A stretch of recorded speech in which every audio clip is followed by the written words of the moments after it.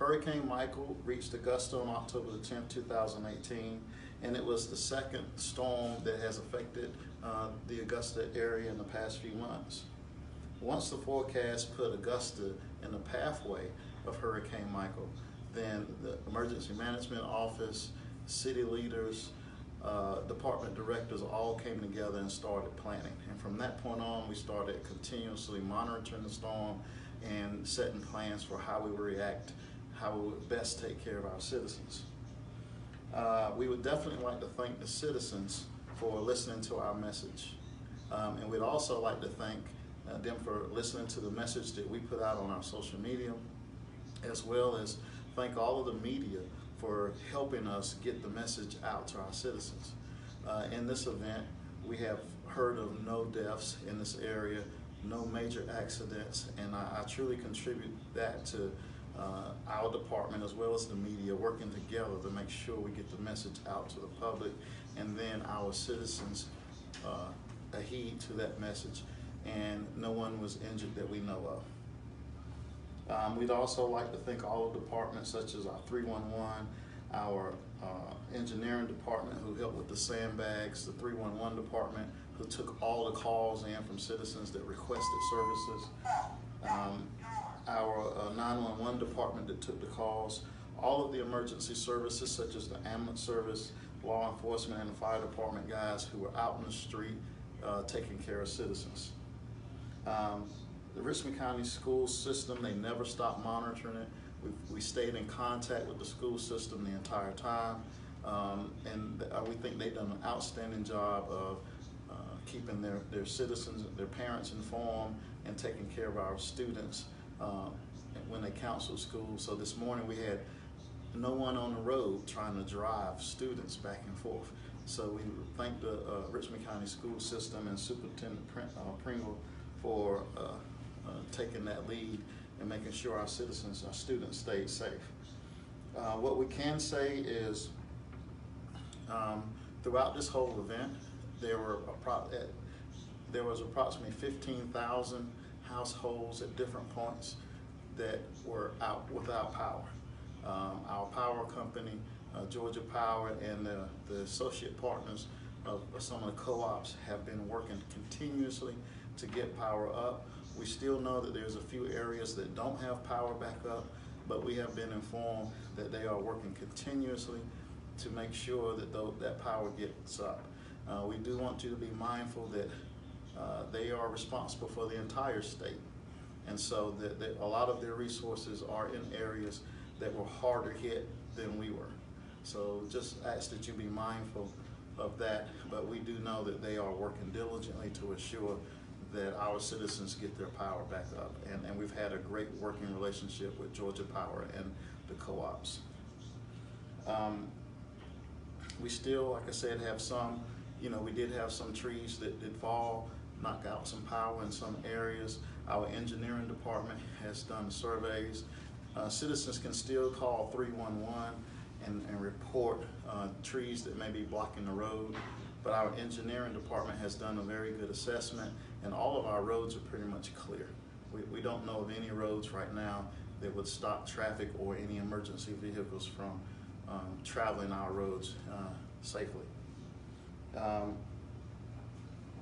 And again, we'd like to thank the mayor, the administrator, the Augusta Commission, and all of our partners, the Red Cross, the Salvation Army. We did shelter 14 people last night at the Blythe Community Center. The Red Cross worked greatly with us on that. The Salvation Army assured that we had meals ready for our shelter. They also helped us have meals prepared for any emergency responders that if we would have been hit harder, we'd have been able to take care of our emergency responders to make sure that they were fed as well. Right now, the damage assessment process is still going on, so we can't give you any total numbers or complete numbers of all of the damage from trees down. We do know that there has been a house or two that some limbs or a tree may have fallen on, but as I said earlier, we have not heard any message of any major injuries. And only a few houses have been damaged from this. So we didn't go completely unscathed, but no major injuries and only a few houses were damaged. Again, I would like to think working with the media. In emergency situations, you know, it is important that our citizens get the instructions and get the message, so to keep them safe. And when they respond in a safe manner, it puts the first responders in less danger, ourselves, and when we're responding. So thank you guys for that partnership. Any questions real quick? In terms of dangers and damages that you saw throughout the storm, what were the major ones? A lot of trees falling, power lines? Right, the major thing would be trees that fell, that knocked out power. So we still have some residents that don't have power. And that would be the major concern, that when we had, our ground was already kind of saturated because we've had rain.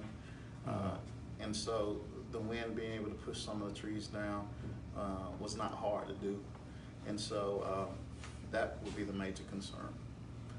One of the other is that we have some low-lying areas that are prone to flood. And so as we went out early this morning, I went out myself and we tried to assess the driving based on the flooding. That would be the next concern. So when it rains like this, we encourage people not to drive through the puddles. And one of the things we've learned even ourselves is make sure you drive kind of on the inside lane, not drive on the outside lane where the water collects next to the curb. And so these are issues that our city is still working on, but this is an issue that I don't know any community that doesn't face when you receive this type of rain. We did not receive the rain that we expected, so we did not get the 3 to 5 inches. I think we got more like 2 to 3 inches. You guys, I know you guys are out there all morning going to neighborhoods, the sheriff's office out there going to neighborhoods. You guys don't necessarily have to go help these personal homeowners, but why do you choose to do it? They're the citizens that we serve. We are here to use our resources to make our citizens safe. As you say, as we hear often, you know, we want Augusta to be a place where people work, live, and play, and to do that, you have to be safe. And so, as the first responders, our job is to, in helping the city grow and become stronger, is to assure that our community is safe. Perfect. And that shelter is closed now, correct? Yes, the shelter is closed. They had breakfast, they had lunch, and after lunch this afternoon, the shelter is being closed. Okay. Are there any specific areas of Richmond County that y'all are focusing your efforts on now while the cleanup and everything is happening?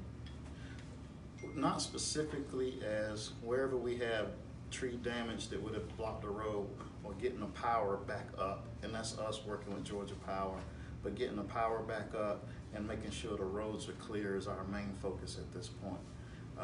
We did not have enough damage to implement our debris contractors to come in.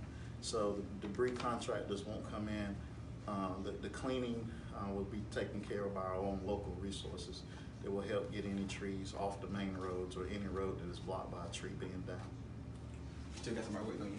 All right.